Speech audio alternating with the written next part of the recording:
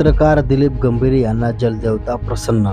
कळंब तालुक्यातील इटकूर येथील दैनिक सकाळचे तालुका प्रतिनिधी दिलीप गंभीरे यांच्या शेतातील बंद पडलेले बोरवेल मधून दिनांक 17 जुलै 2024 रोजी सायंकाळी 4 वाजता अचानक पाण्याचे फवारे उडू लागल्याने इटकूर परिसरात कुतूहलाचा विषय झाला असून पत्रकार दिलीप गंभीरे यांनी जलदेवता प्रसन्न झाली असल्याची भावना व्यक्त केली.